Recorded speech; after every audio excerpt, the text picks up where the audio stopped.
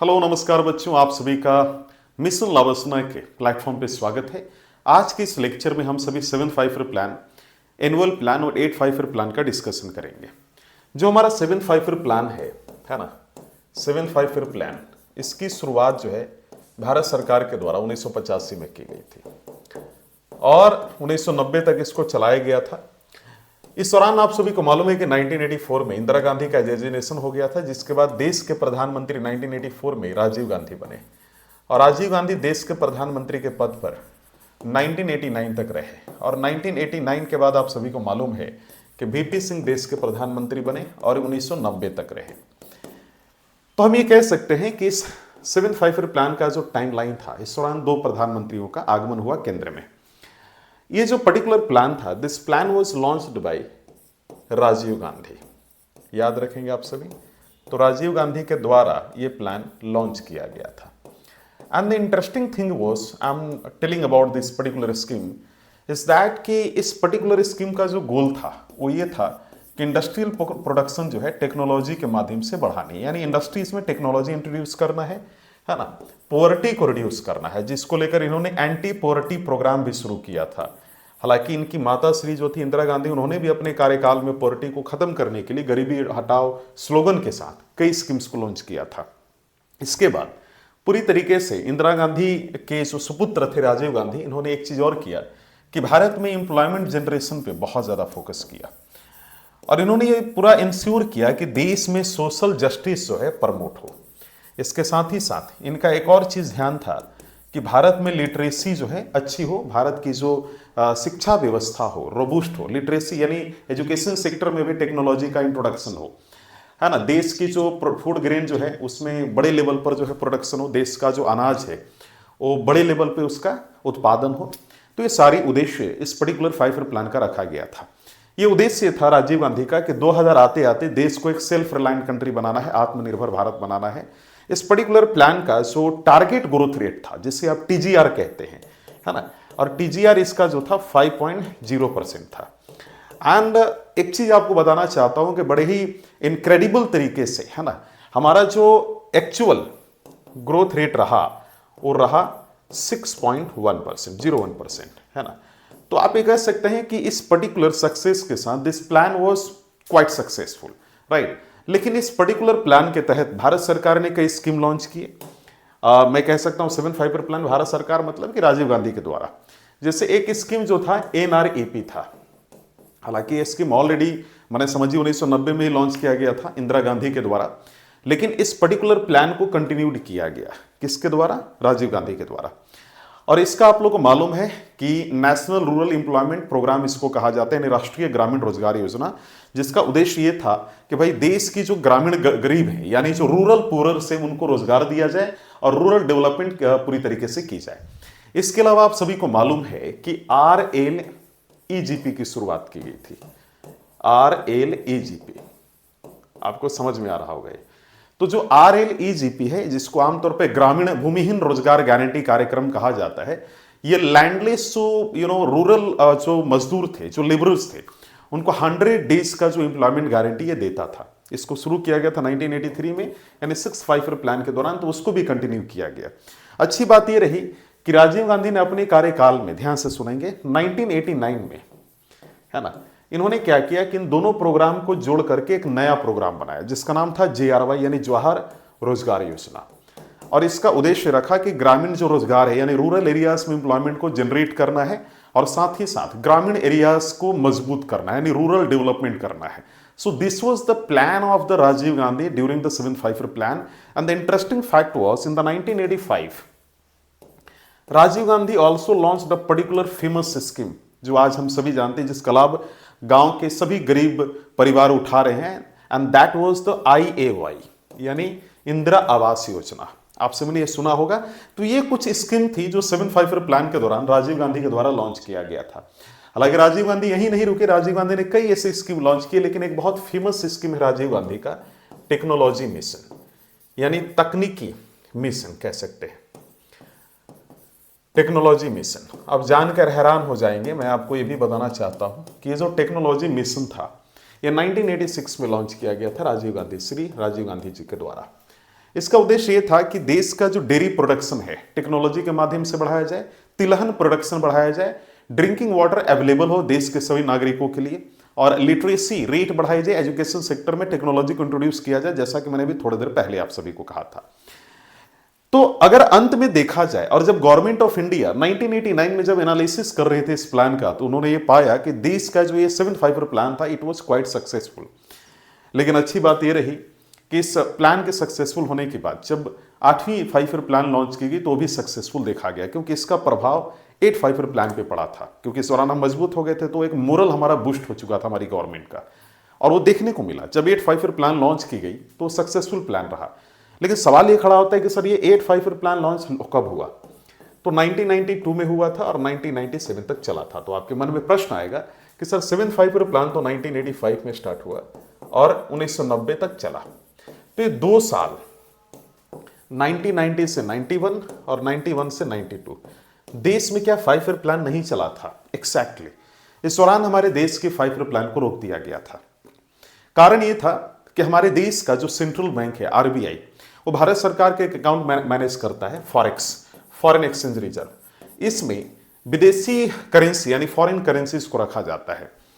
आमतौर पे जब हम इंटरनेशनल ट्रेड करते हैं, जब हम किसी देश से कोई सामान या वस्तु मंगाते हैं, इंपोर्ट करते हैं, आयात करते हैं, मान लीजिए यूएसए से हमने कोई सामान मंगाया, तो उसको जो हम पेमेंट करेंगे उसी के करेंसी के अनुसार करेंगे, डॉलर से उसको पेमेंट करेंगे, और ये डॉलर हम फॉरेक्स से निकालती है भारत सरकार, या हम फॉरेक्स से निकालते हैं। तो फॉरेक्स में एकदम पैसा नहीं था। आप समझिए कि ऐसी स्थिति हो चुकी थी कि आज 2 साल 3 साल पहले जो आप श्रीलंका का जो हाल देख रहे थे, एग्जैक्टली वैसा हमारा हाल हुआ था। तो हमारे पास पैसा नहीं था, हमारे देश में फाइनेंशियल प्रॉब्लम थी, हमें फाइनेंशियली खुद को स्ट्रांग करना था। उस दौरान हमारे देश का फॉरेक्स में पैसा कम हो गया था और बैलेंस ऑफ पेमेंट क्राइसिस हमारे देश में हो गया था। बैलेंस ऑफ पेमेंट क्राइसिस का मतलब ये बहुत डेप्थ थ्योरी है। जब मैं बीओपी चैप्टर पढ़ाऊंगा, भुगतान संतुलन, तो आप सभी को समझाऊंगा। बस अभी हिंट से ये समझिए कि देश में एकदम पैसा नहीं था, हम ट्रेड डेफिसिट में थे, व्यापार घाटा में थे। व्यापार घाटा उस स्थिति को कहते हैं, ट्रेड डेफिसिट उस कंडीशन को कहते हैं जब आप एक्सपोर्ट से ज्यादा इंपोर्ट करने लगते हैं अपने देश में, यानी निर्यात से ज्यादा आयात कर रहे हैं, बेचने से ज्यादा खरीद रहे हैं आप, तो जाहिर सी बात है आपके देश का पैसा जा रहा है, आप कुछ अर्न कर नहीं रहे हैं। तो हमारे देश में इतनी स्थिति खराब हो गई थी कि 1990 में जब चंद्रशेखर देश के प्रधानमंत्री बने, विश्वनाथ प्रताप सिंह देश के प्रधानमंत्री एक ही वर्ष तक रहे, 1989 से 1990 के बीच में। तो 1990 में जब चंद्रशेखर देश के पीएम बने तो उन्होंने ये निर्णय लिया कि हम भारत में 5 प्लान को लॉन्च नहीं करेंगे, अभी अपने आप को स्ट्रांग करते हैं फाइनेंशियली। तो इस दौरान एनुअल प्लान लॉन्च किया गया था, 1 वर्ष की योजना, यानी वार्षिक योजना। और इसके बाद 91 में जब इलेक्शन हुआ, पीवी नरसिम्हा राव प्रचंड बहुमत के साथ देश के नए प्रधानमंत्री के तौर पर नियुक्त हुए, अपॉइंट हुए, और उन्होंने फाइनेंस मिनिस्टर बनाया मनमोहन सिंह को, श्री मनमोहन सिंह जी को। तो मनमोहन सिंह जी ने और नरसिम्हा राव ने 1991 से लेकर 1992 के बीच में एनुअल प्लान चलाया, और 1991 में नरसिम्हा राव ने एलपीजी लॉन्च किया मनमोहन सिंह की मदद से। इसके पीछे कारण था कि 1991 के पहले देश की जो इकोनॉमी थी वो क्लोज्ड इकोनॉमी मानी जाती थी। क्लोज्ड इकोनॉमी का मतलब कि कोई व्यक्ति अगर स्टार्टअप शुरू करना चाहे तो उसे लाइसेंस लेना पड़ेगा, और प्राइवेट इंडस्ट्रीज को प्रमोट नहीं किया जाता था 1991 के पहले इंडियन गवर्नमेंट के द्वारा। 1991 के पहले भारत सरकार ज्यादातर गवर्नमेंट सेक्टर यानी पब्लिक सेक्टर की कंपनीज को प्रमोट करती थी। गवर्नमेंट को रियलाइज हो चुका था कि अगर पैसा कमाना है तो प्राइवेट इंडस्ट्री को बढ़ावा देना होगा। 1991 में भारत सरकार ने लिबरलाइजेशन की व्यवस्था लॉन्च की, एल फॉर लिबरलाइजेशन। लिबरलाइजेशन का मतलब उदारीकरण, इसका मतलब है कि फ्री कर दो सभी कंपनीज को, सभी इंसानों को, कि जो आप लोग सभी सिटीजन्स को, कि भाई जो आपको स्टार्टअप शुरू करना है कीजिए। अब अगर ऐसी स्थिति होगी, स्टार्टअप शुरू होगा, तो जाहिर सी बात है स्टार्टअप बढ़ेंगे तो भारत सरकार को पैसा मिलेगा, लोगों को एम्प्लॉयमेंट मिलेगा, देश का डेवलपमेंट होगा। तो जब इंडिविजुअल्स को या देश के सिटीजन को अलाउ कर दिया जाता है कि जिसको जो बिजनेस खोलना है खोलो, कुछ सर्टेन सेक्टर को छोड़कर, क्योंकि उसमें गवर्नमेंट का कंट्रोल होना चाहिए।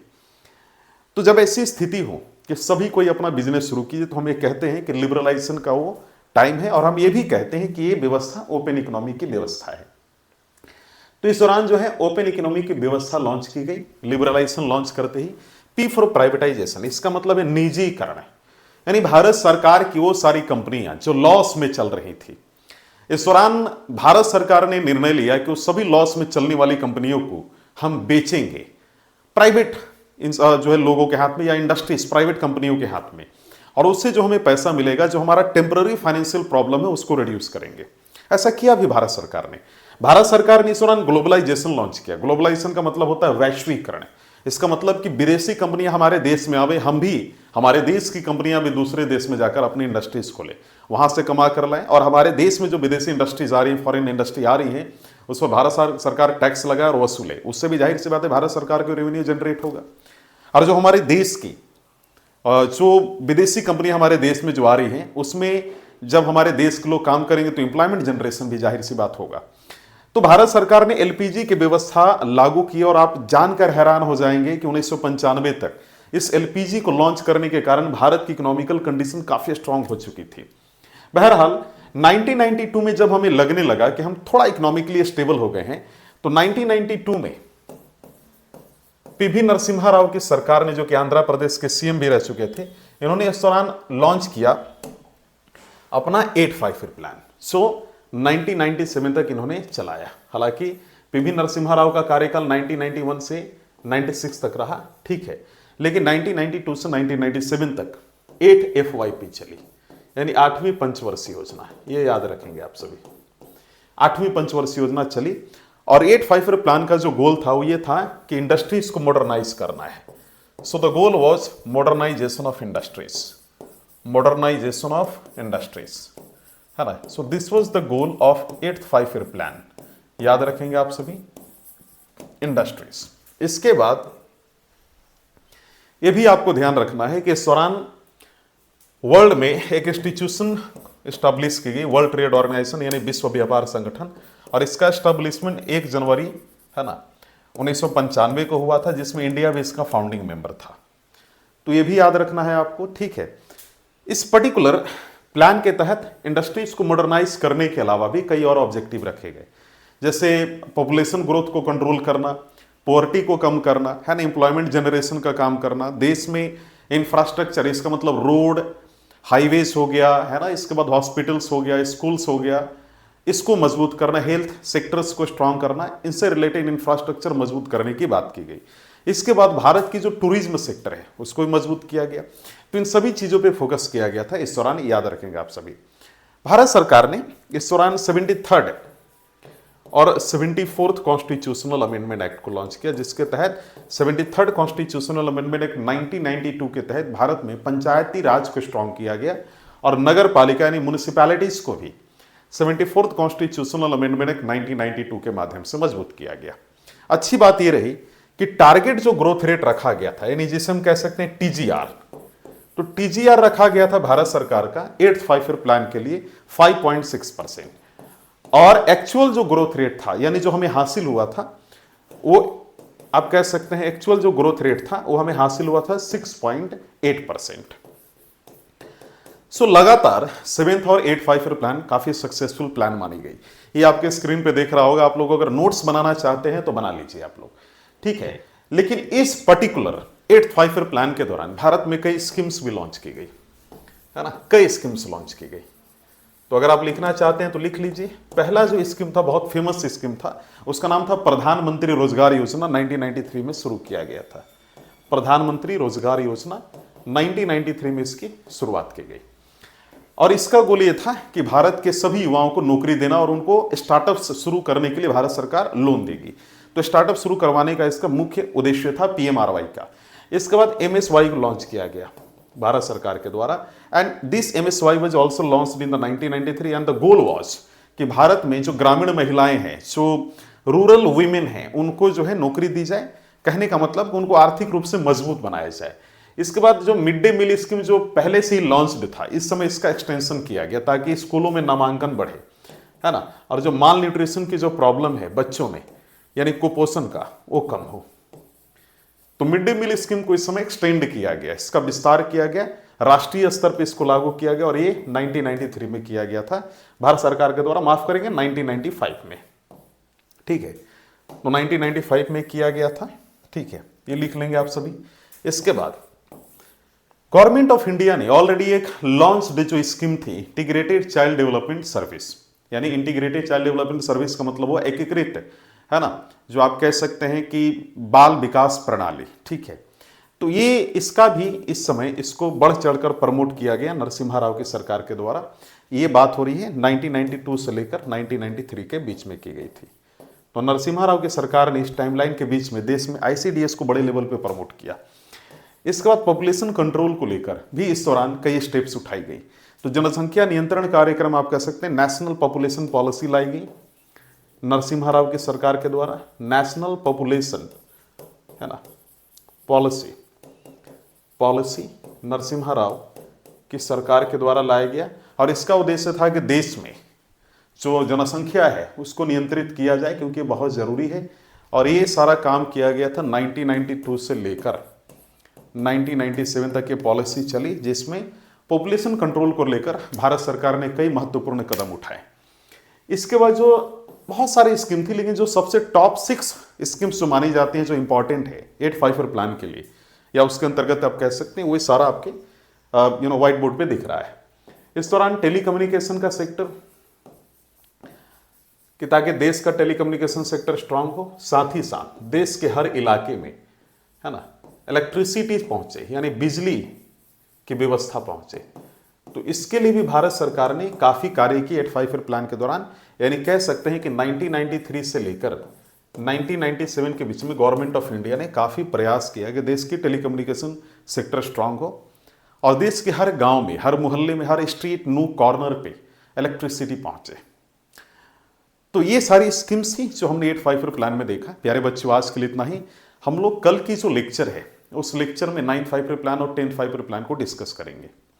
एक और चीज आप सभी को बताना चाहता हूं कि जो मिशन लावासना का प्लेलिस्ट है उसमें इकोनॉमिक्स, कंप्लीट इंडियन इकोनॉमी की लेक्चर अपलोड की जा रही है, आप जाकर देख लीजिएगा। कोई भी कैंडिडेट अगर जीरो से यानी बेसिक से लेक्चर को देखना चाहता है तो पूरा वहां पे आप जाकर देख सकते हैं। साथ ही साथ एक चीज और बताना चाहता हूं कि जो यूपीएससी प्रीलिम्स में इकोनॉमी की जो एमसीक्यूज हैं उसका ऑप्शन वाइज डिस्कशन यानी पीवाईक्यू डिस्कशन भी जल्दी इस चैनल पे अपलोड करने जा रहा हूं 2026 यूपीएससी प्रीलिम्स को टारगेट करते हुए। बाकी आप अपना सुझाव कमेंट सेक्शन में दे सकते हैं। वीडियो अच्छा लगा हो तो लाइक कीजिए, सब्सक्राइब कीजिए, और आज के लिए धन्यवाद प्यारे बच्चों।